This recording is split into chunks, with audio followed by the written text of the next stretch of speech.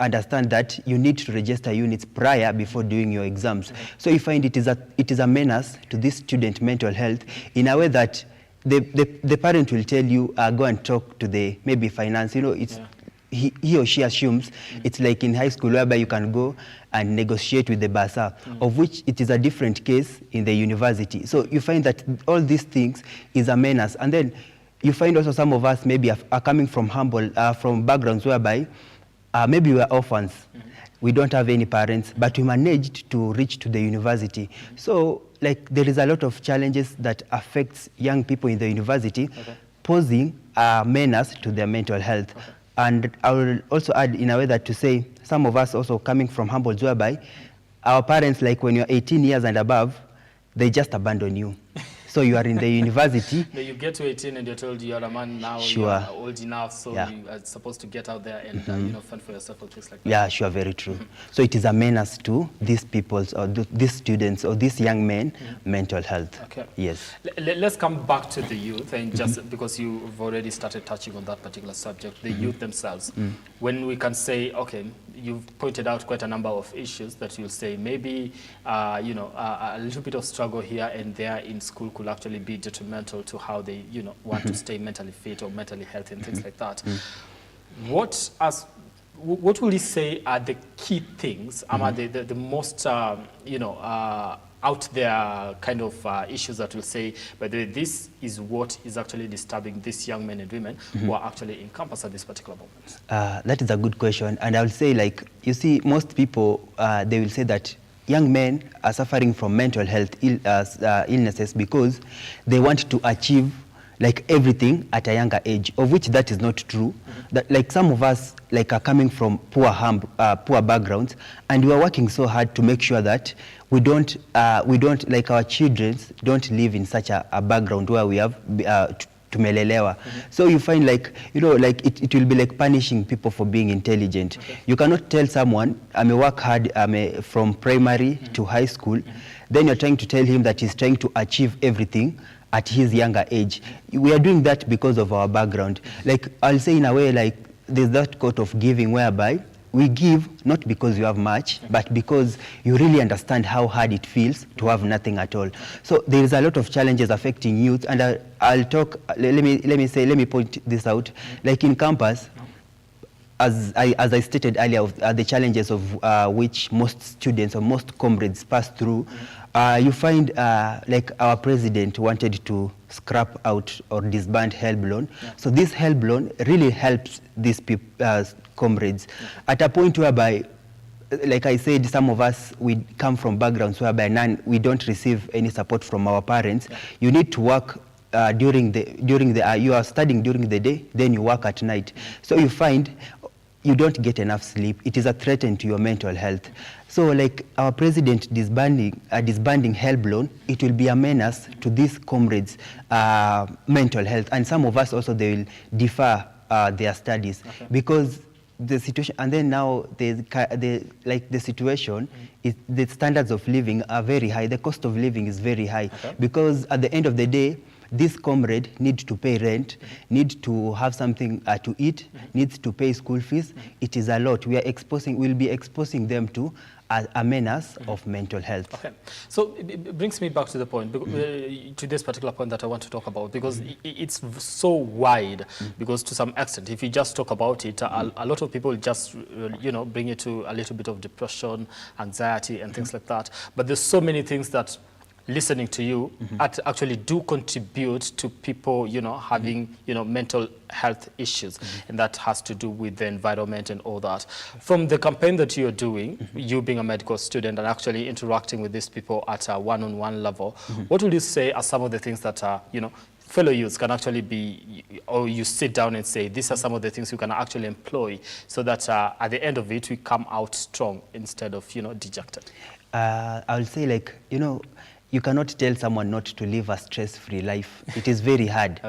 With this current life, at a point, you need to have some stress. Like, it is so hard to tell someone to live a stress-free life in a way that you can tell this person just to manage. And then it is a lot to maybe, let me say, and I gave an example of a comrade who is in university. He's neither getting support from his parents. So you cannot tell this person not to worry about school fees, not to worry about paying rent, not to worry about maybe having food, of which, you see, automatically this person will worry, or yes, will worry. So I'll say, back to the point, I would really like to add something to our president. You see, like, when you disband this help loan, it will be like punishing these students for being intelligent.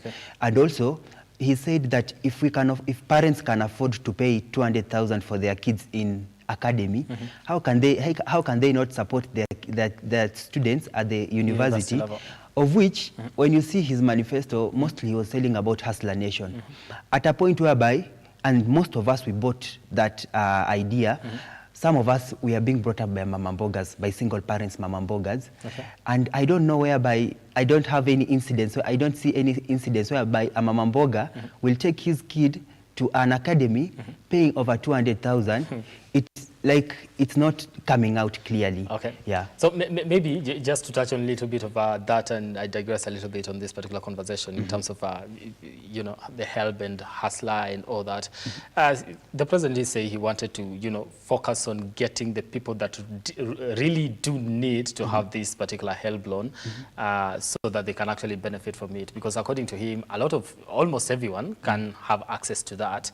So how do we make sure that the people that are at the bottom, or who are actually in dire need of this education fund actually do get it? But that aside, so in this regard, from you, would you say a lot of issues that has to do with, you know, paying fees and accommodation and all that do affect young men and women at the campus level? I'll say, what? Pardon that question? Like, does the issue of mental health at the campus level come mostly because of, you know, issues to do with fees and probably accommodation and all that? I'll say it really contributes like 80%. Because if I'm being, let me say, if I'm being sponsored, if I get a donor who maybe sends 100,000 every week, why will I worry? Like, it will not, that's when I will live a stress-free life.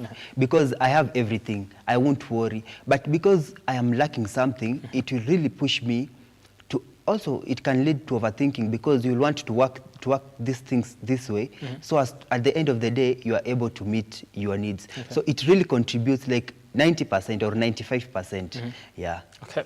So now let's talk about now the dealing with the issue itself here, because you said we can't totally live a stress-free life, and that is given.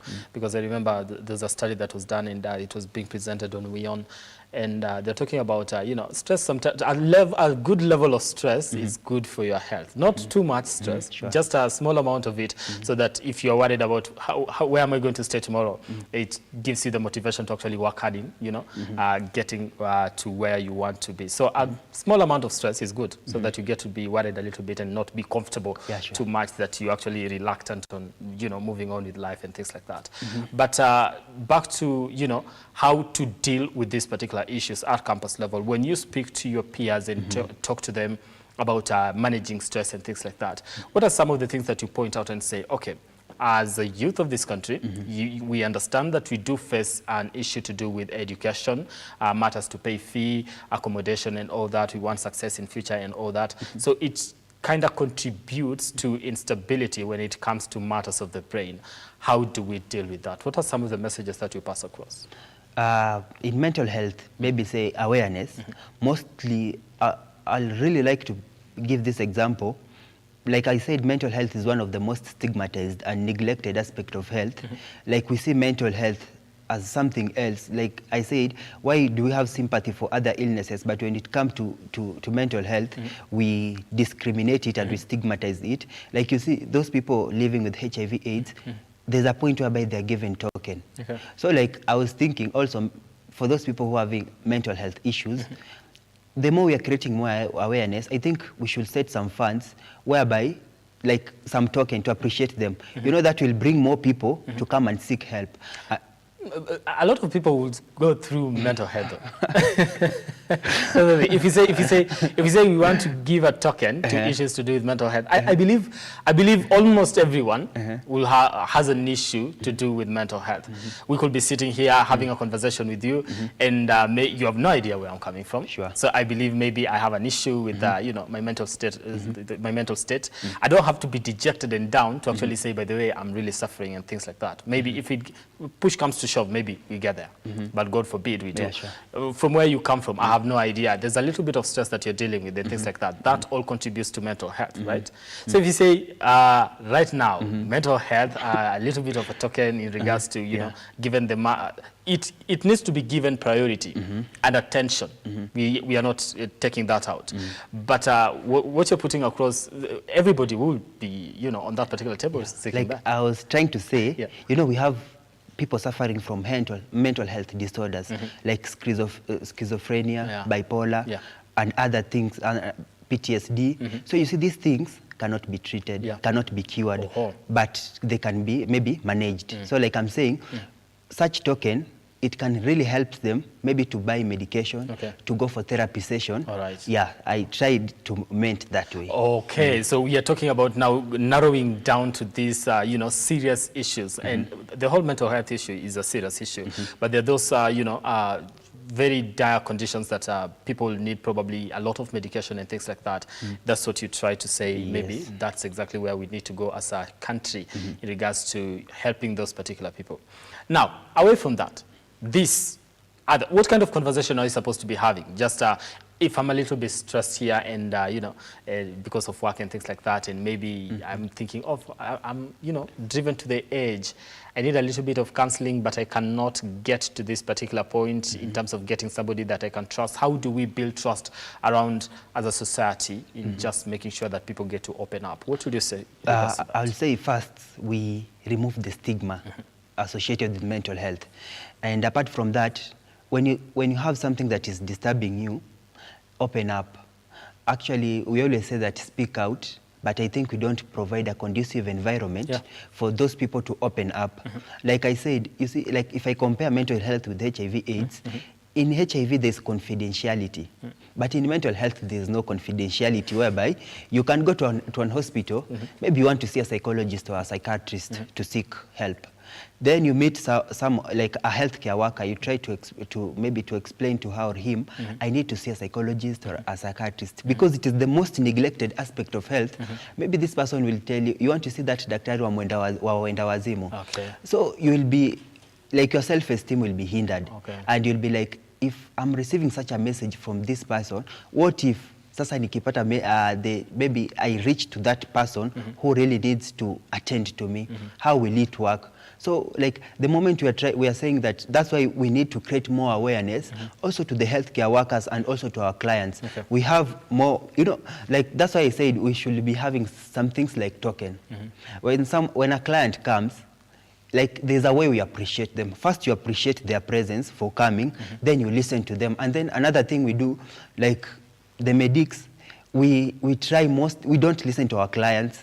We look more into books. And that's where most misdiagnosis comes in, whereby you will not listen to what your client tells you. You will really, it's called to jump into conclusion. You'll jump into conclusion because of what you know, the knowledge you have, not because of the experience you have, but by the knowledge you have. Like we don't give priority to mental health. So somebody comes and they tell you this exactly how I'm feeling, and you're like, okay, now I believe this is, I have a rash here. Okay, now this one could be an allergy or something like that, and maybe it's something that is actually building up and things like that. Yeah, sure. Like we don't give, like I'll say, we need to give more priority to mental health. We need to give more we really need to create more awareness on mental health. Okay. Yes. Let's talk about this awareness creating. How do we do this? How do we do this? Because to some extent, I believe there's been these campaigns and all that, but are we getting the message home?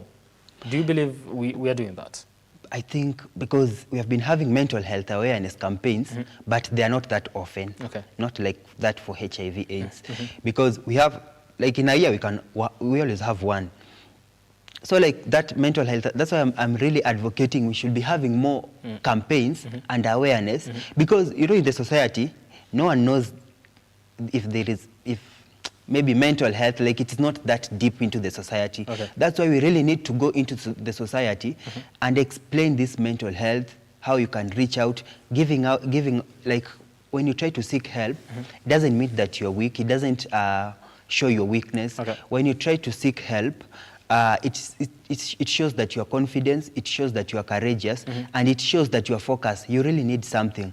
Yes, healing process can be challenging, but at the end, we will all heal. All right. Yeah. Let me come to the messaging of it when you are doing these campaigns.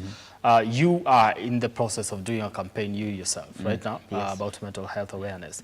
What would you say should be the messaging? What kind of channels are you using to make sure that this message gets home? And, you know, so that at the same time you're talking about stigma and all that, so the messaging itself needs to be key, so that when you are talking about awareness, whatever people are going to listen or watch needs to sink home that, by the way, this is an issue that needs to be given priority. We need to be, you know, handling it with much care and, you know, give it the attention that it actually deserves. How do you message that? I'll say mostly because I'm a student and I'm young, I'm quite vibrant. Being a youth leader also, and we always have a WhatsApp group for young men. It's for spiritual nourishment because, you know, for you to be stable, for you to be, for your mind to be stable, you need to be well physically, emotionally, and also spiritually. So that WhatsApp group, we always create it's a WhatsApp group for spiritual nourishment, whereby when you have these young men, most of the communities of the society, they are being dominated by young people. Okay. So when you have these young men in the society, they are able to come, maybe even to teach their parents, because it's a group for almost 200 youths. So they are able to maybe talk to their parents to explain matters on mental health, so that by the time we are creating awareness, like it is something that it has sunk into the society. Yes. Okay. And somebody here, I think Grace Minau says following, and yeah, sure, we should have more of this mental awareness. Let me come to I want to get the messaging itself to some extent, because I think that is where we lack when it comes to making sure that it sinks home. Yes, we are running a campaign, but some people, to some extent, at the end of it, how do we measure that this message did get home and we really did, you know, have an impact in this particular person's life in terms of changing how they think in regards to mental health? From where you sit and from what you plan to do, would you say maybe there needs to be a change of messaging, or whatever message you've sent so far has actually been making progress?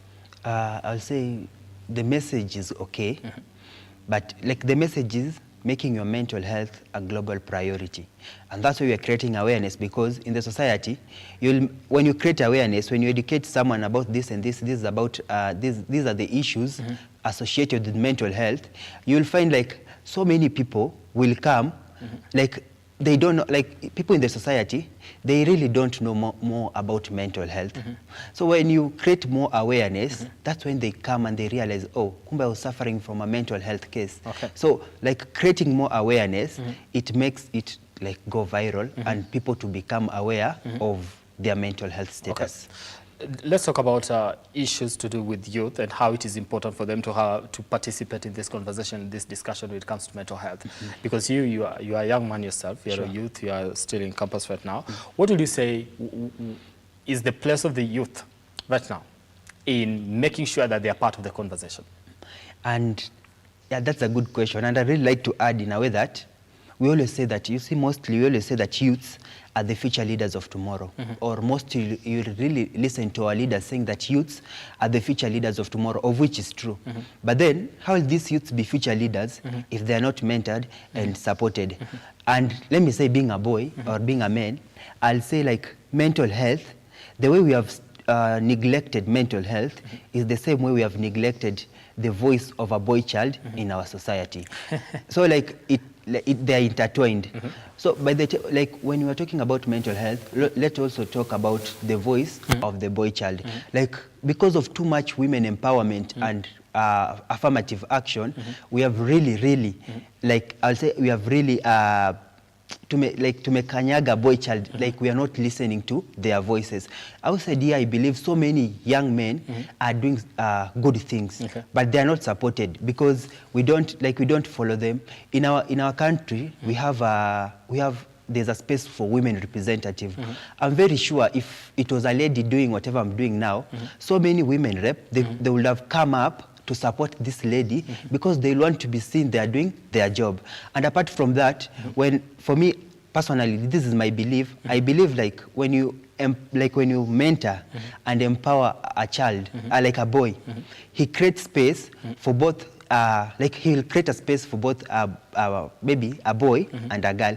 But when you empower only the girl child will also empower her fellow girl child. But this is what they say. They say when you empower a woman, when you educate a woman, you educate a village. A village encompasses everyone, boys and girls and things like that. Because a woman, to some extent, you'll say a woman is, she has that nurturing nature, so she raises an entire household and things like that. But I will okay, it is true, but then this is my point. I'll say, young kitambo kiasi, we used to say boys are for moms and then girls are for dads. It has really changed because of too much women empowerment. No, there's nothing wrong with women empowerment. No, I'm not against women empowerment because nowadays it's not the same. When we empower women, it is so good. When we really empower women, it really builds our society. But an empowered lady will want to empower her fellow lady. That is very good. So you have seen, like us boy child, like tumeachwa orphans. Because so we're supposed to be taking that initiative to making sure that every boy child is empowered and things like that. In a way that, like I'm trying to drive this fellow boy child, so is it women? Who exactly? No, like I was saying this way. Long, we used to say that boys are for mothers, and then girls are for dads. So when, for example, kitambo kiasi, when a boy will do something good, a lady will really support him. And then if a girl does something good, a dad will really support her. So nowadays, because of that women empowerment, they don't listen nowadays to boys. They want to empower their fellow women. In a way that our societies are nowadays, I can say, as the boy child, our voices are not being heard, like we are totally orphan to the society. Yeah, for sure. All right. I think a conversation on matters boy child and girl child is something that we are going to be having later on. Not today, though. It's okay. A little bit of digressing in regards to that. We want to take a short break here on the program. When we come back, we'll be talking about, Umoja na Nguvu initiative, what it does, what they stand for, and, moving forward, what are some future aspirations, and also just in regards to this campaign that they are doing, who are they targeting at this particular moment, and how you can be part of it, and also, make sure that you stay mentally fit and mentally healthy. Continue engaging us on our socials. That is at Amwai brand on Twitter, at Lookuptv. The hashtag is The Morning Drift. We are also live on Facebook. You can be sure to send your feedback there, and we'll be able to sample some of it as we continue with this conversation. Faustina's KE says, watching from Kakamega, thank you so much for tuning in. Ricky Kibusia, Bold Talk, congratulations. Grace Minayo says, that is true. And James Kinyo says, watching from Kasarani, healthy topic. I'll continue sampling that as we continue the conversation here on The Morning Drift. Don't go too far. We'll be back in a few.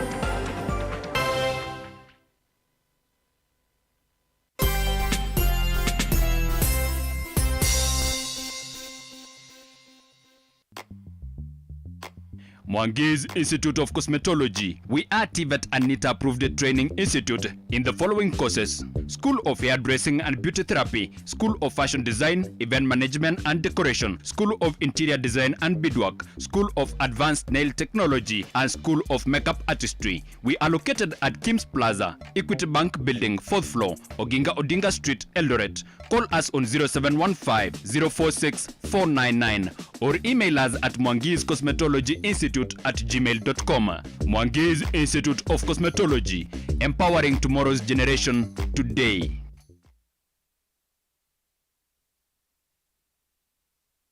Vera Beauty and Fashion College is focused on being the leading technical and vocational training institute in the region. Our team possesses in-depth knowledge and extensive experience in the industry, offering thorough training in cosmetology, hairdressing, interior design, creative arts, training of trainers, nail technology, and fashion design. With branches in Nairobi, Thika, Meru, Eldoret, and now in Mombasa, our courses ensure that learners are completely equipped with knowledge, competency, and employability skills. Enroll today to be part of a center of excellence. I want to thank you for walking the journey with us. Dear customer, my name is Patrick Mushoki, Mahiga Homes Director. Mahiga Homes is all about customers. Right now, we are preparing to do our 10th handover, and we are also, as a company, celebrating 5 years in business. 5 years is a very long time for somebody to be in the same business. We cannot be here if you never believed in us. And that's why, as a company, we pride ourselves for having you. Construction or real estate business is never easy. 2022 has been a year of mixed fortunes. We have seen our economy being stretched beyond the limits, or what some people would say the economy has been erratic. But our dear customer, you have stood by us, with us and for us. The number of calls that I receive from customers encouraging me to carry on and doing what is right, they normally give me a lot of strength. And that's why I celebrate you, and I feel you are the most important part of me. Whenever a customer comes to buy a house from us, there are two angles to it. The customer will look at me and wonder whether I'll be able to finish the houses. But equally, I am there wondering, now that my customer has done a deposit, will my customer be able to finish paying that house? So you see, our worries is the same. But through God's help, and through us, both of us are working, we are able to construct and come to such a level like where we are today. My dear customer, we can never take this for granted. And that's why we keep on praying God that He can continue strengthening you, strengthening our company, so that we can keep on providing the housing solution for many. It is never easy, and that's why I say keep on praying for us, just the way we keep on praying that you as our customer can be able to finish paying.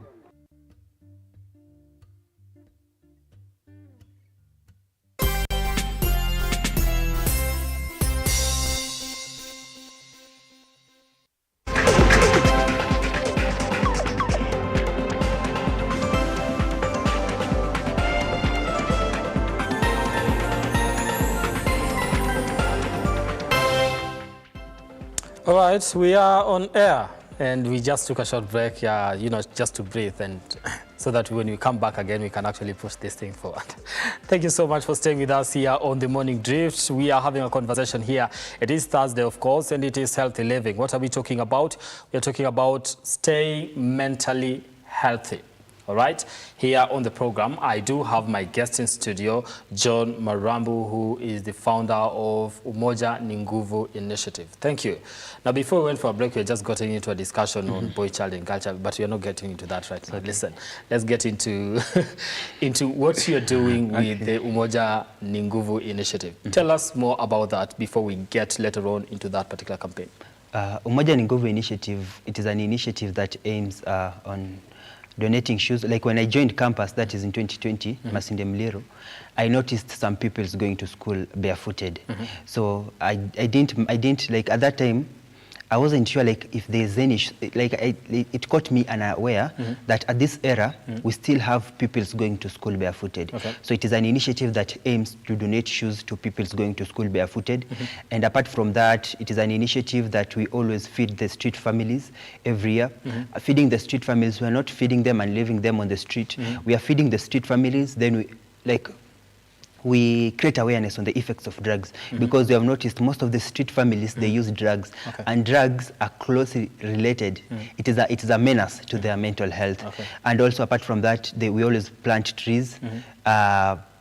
Planting trees, like you have heard our president talking about planting trees. So it is an initiative also that involves planting trees. And apart from that, we visit rehabilitation centers for those kids who are able to differently. We also donate blood. Yeah, there's an initiative whereby there's a point where we always donate blood. And apart from, and then we always have a 3-month self-love campaign. Yes. Self-love campaign, about what exactly? About loving yourself, going for checkups, eating healthy, sleeping on time. Yeah. Why sleeping on time? Why is that so important? Because sleep, it is like when you're having mental health, we always have insomnia. It is closely related. When you don't get enough sleep, it damage your brain, and it can be a threat to mental health. Yes. So there's quite a number of things that your initiative is actually doing. When did you start this? I started it in 2020 when I was being appointed to be the youth leader in our church. And I really wanted to, like I'll say it's a vision. In the book of Joel chapter 2 verse 28, it says that afterward God will pour out his spirit and youth will see visions and old men will have dreams. So since I was young, I prayed for a vision, and I think God gave me that initiative to start. Yes. Now I believe I've seen a couple of your stories when you're doing the donating shoes and all that. Let me understand because you say for how long have you done this so far in terms of just donating shoes to schools? Since 2020. It's like 2 years, 2 to 3. How often do you do it in a year? I'll say we always have 3 sessions. Yeah. So far we have managed to donate shoes to 2 schools. That is, I can mention the name of the schools. No problem. Go ahead. That is in Maraba Primary. We managed to donate 50 shoes to pupils. Then there's a school called Mongolo Primary. It is also in Kakamega. We managed to donate more than 60 shoes to 60 pupils. Yes. How do you come about in making sure that you have all these things that you want to donate to this particular shoe? Is it you alone, or are people helping you and things like that? I'll say, being the vision bearer, I think I draft, then I share, because I said we have a WhatsApp group for spiritual nourishment, then I share with my fellow youths. So like they're very supportive, and I will say most of my friends turned to be my supporters, and most of my supporters turned to be my friends. So like we contribute something, and then the biggest challenge has been that lack of funds. Like when you go to solicit for funds, it is very hard for a boy child to be heard in our society, even by our leaders. You're coming back to the issue of boy child. Yeah. Why are they giving you a hard time? And yet, if you explain to them so that you're doing something positive that is going to impact society, why would they give you a hard time? I can't say a specific reason, and that's why we need to have a campaign on boy child. Their voices are not being heard, and that's why I said if it was a girl doing that thing, so many people, they will support, especially our leaders, because they will want to be seen. They are doing something good. They are empowering ladies. But yes. Listen, if I was speaking to a girl at this particular moment, maybe they will be having the same challenge and telling me, people are not listening to me. You see, you are a boy, so you can't speak on behalf of a girl child. No, but it is time we need to speak about boy child. Empowerment. Boy child empowerment. Boy child empowerment. Let's talk about society empowerment, so that we can empower everyone in society, both boys and girls, in collection together.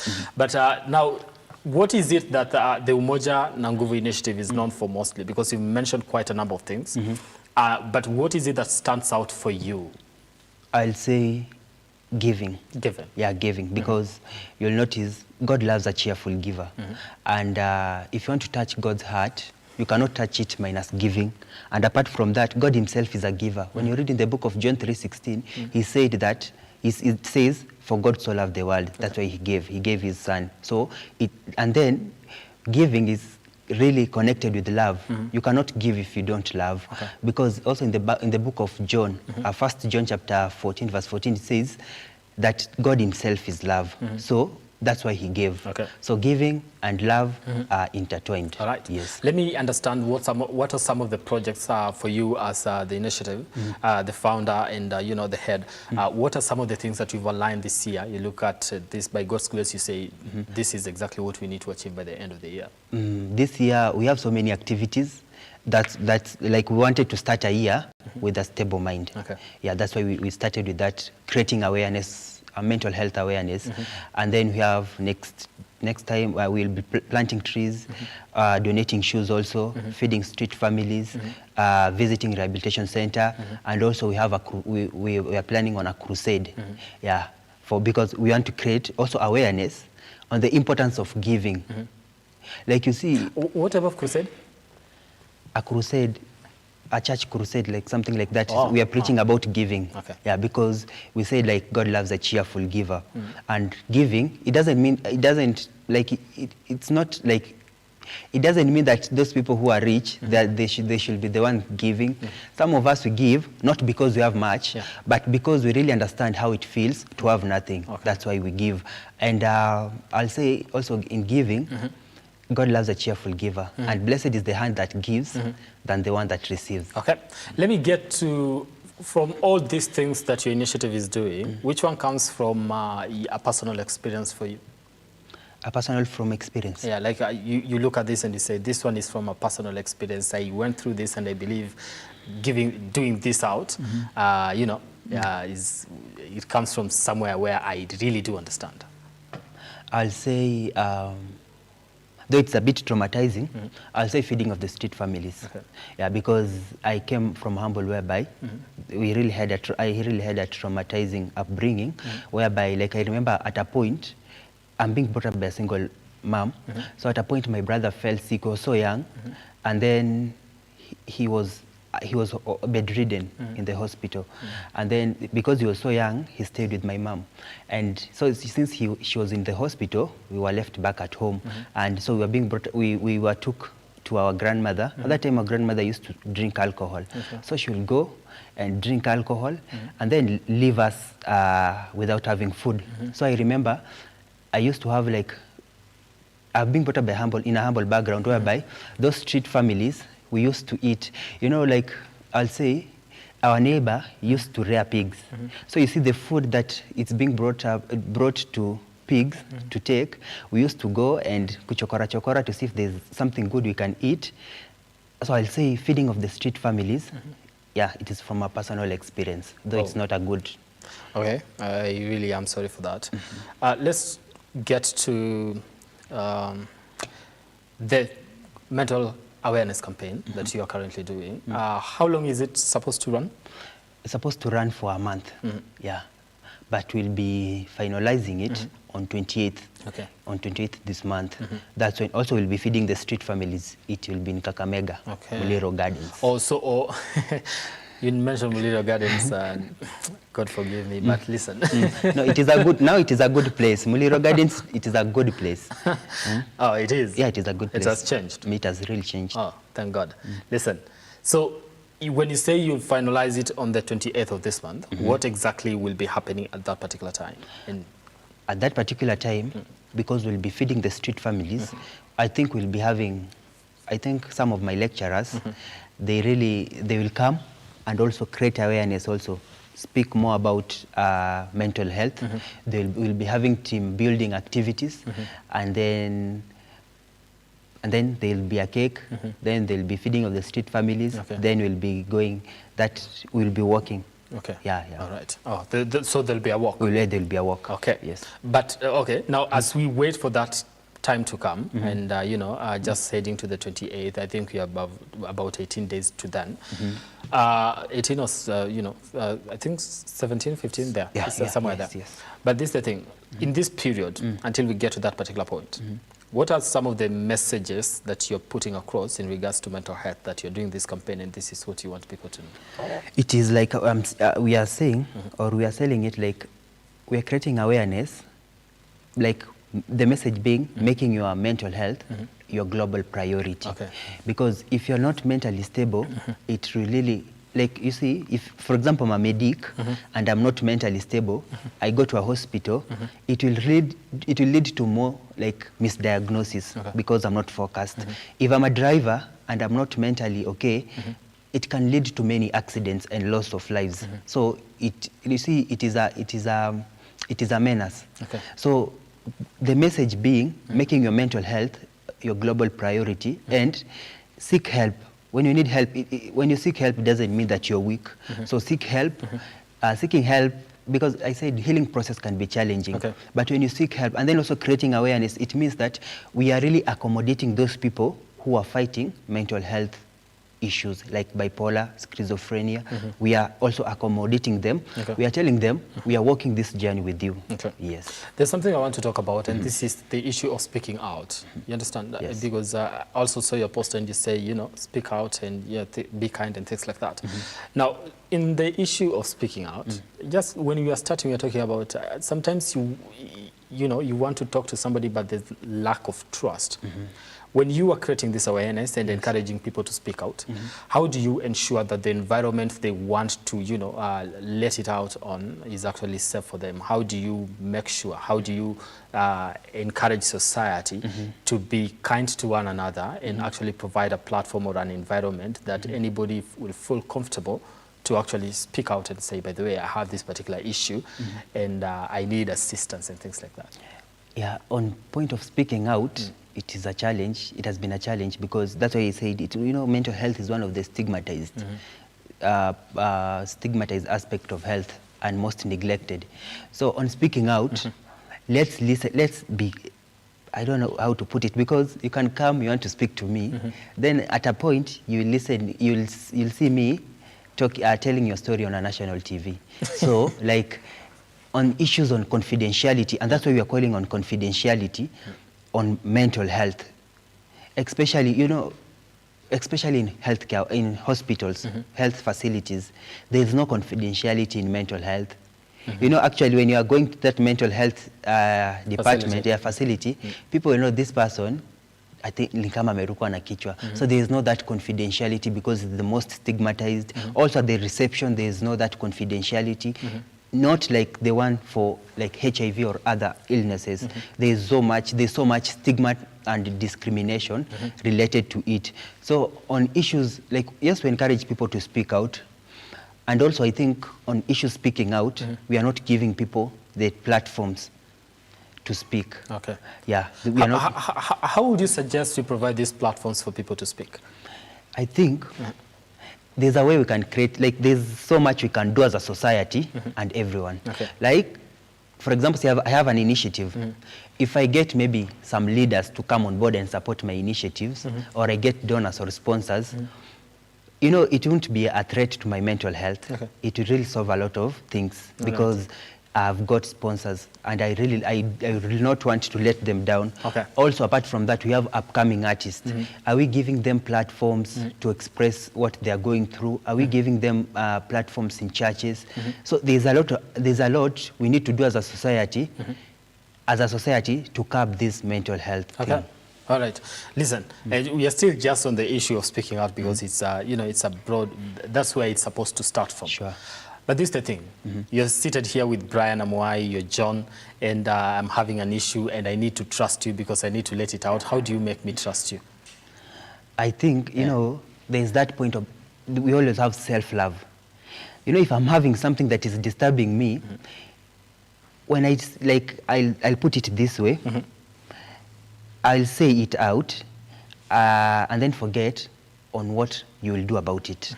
Bora to have opened up. Okay. You see, so I come to you, I open up, then I don't worry about what you'll do. If you want to share, but I have already relieved myself. I've already spoke out. Okay. Yes. All right. So like there's that campaign of, in self-love, we really talk more about you loving yourself. Just be mean for some time. You know, if you're having a burden, go and like offload it to someone. It's like I'm having a luggage, then it is so heavy. I come and give it to you. Then I forget about it. Okay. You see, I just forget about it. At that point, I'll have started healing.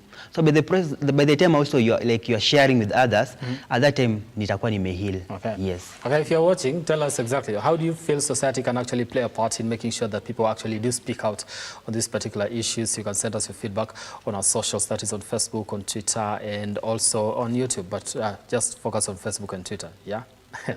Now listen. Let's come to the issue of stigma itself. Stigma, like you say, you know, mental health has been stigmatized. Sometimes we overlook it. People try to ignore it and not look at it as something that is a little bit serious and things like that. It's not supposed to be given that much priority and all that. How do we shed that stigma about mental health and just make it a normal conversation that we can actually be talking about it and say, by the way, you know, this one is an issue, but you don't need to, you know, segregate it and make it sound like, you know, it's crazy and things like that. I'll say, and that's why we need to create more awareness. You know, if I create today the awareness, the campaign, and then tomorrow, Brian, you create another one, people will see, something. No, listen, you create a campaign, I host you here, we talk about it, and that is my way of making awareness. Okay. So, like, you see, people will see, Kumbe, it is something, if people can discuss about it and they can call people to speak out, it is something, you know, I said neglected because no one speak about it. That's why you find someone who has been diagnosed by, let me say, schizophrenia. You know, if there's no one, like there's no an advocate advocating for it, you'll feel like I'm inferior.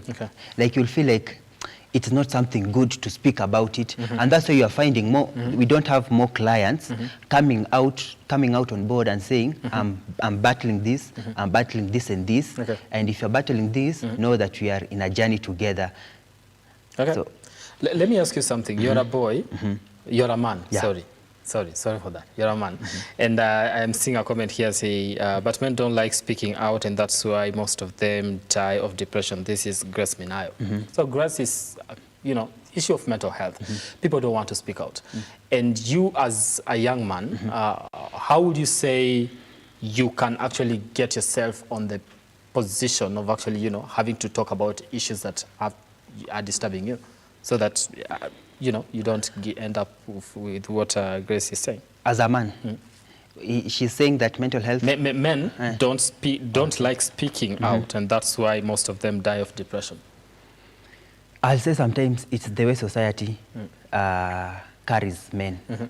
And that's why we are creating the awareness. We are saying you speak out, and also don't let it not... When you go to a psychologist, we have professionals actually. We have psychologists. So that's why we're also creating awareness on the healthcare workers, not to discriminate and stigmatize it, so that people will be more, they'll see it as any other illness. They'll feel free to go and speak about it to a healthcare worker, a psychologist, a psychiatrist. So when we create more awareness, I think we are building trust. We are telling men, there's some things we need to break down, like for you to live.